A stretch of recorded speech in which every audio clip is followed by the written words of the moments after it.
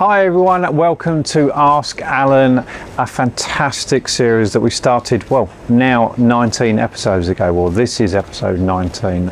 It's going so well. We're loving all the questions that people are asking us. And I've always said that they help loads of other people who don't think to ask the questions, but they actually help us as well. We do a lot of training here in the store, and all these questions help us go over stuff that we knew, sometimes research stuff just to double check, and of course all of these things move on all the time. Nutrition is changing all the time, so it's great, all the questions we're getting. They're improving us and really helping other people as well. So if you haven't got any burning questions, get them in. So let's start the episode.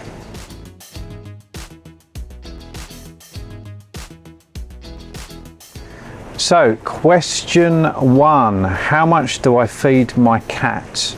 Now this person was actually asking the question in the store, so they were asking specifically about raw. So we're looking to feed the cat, depends on their age. So we're looking around about 5 to 6% if you're feeding a kitten, so that's 5 to 6% of their body weight. And if they're an adult cat, we're looking at 4 to 5 or 3 to 5. It does vary so much on activity levels, also varies. So cats very much have a mixed diet often, not always necessarily fed entirely raw, and if they're a cat that goes outside, they might be eating outside as well. So that's percentage wise, and one thing to really remember is that is per day, it's not per meal. So it's per day. So if your calculation comes to 100 grams, we split that up into how many times you feed. So if you're feeding twice a day, that's 50 grams per meal. Don't have to do it evenly, but that is often the easiest way.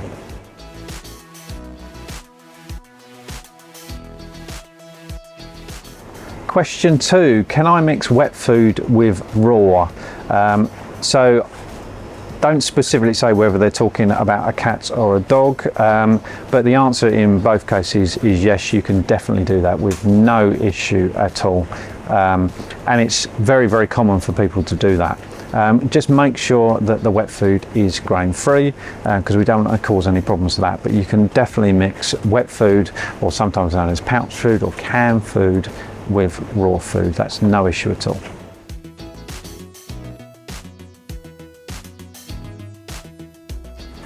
Question three, what weight should my Labrador be? Surprisingly enough, and it happens to be a Labrador in this particular case, is we get asked this question all the time about all different breeds. The only thing I'd say is that going by a weight, if you're looking for an ideal weight, unless you're showing, isn't really that useful. What we're looking for is a healthy weight and a healthy body shape. So the best way to do that is feel the backbone of your dog. We're looking with light pressure, just be able to feel the backbone. So we're not looking for a really squidgy back, basically. That would be overweight. And we're not looking for an underweight, really raised backbone. And underneath the back of the ribs as well, we're looking with light pressure to be able to feel the last 2 to 3 ribs, just with light pressure. So that's what we're looking for. Once you know that your dog is in an ideal body condition, then we can go from weight and we can weigh them. I always get a bit concerned that people are obsessed with the amount that their dog weighs. It's very useful to know, very good for if you're giving any medication, very good when you're feeding initially as well. But the condition of their body is far more important.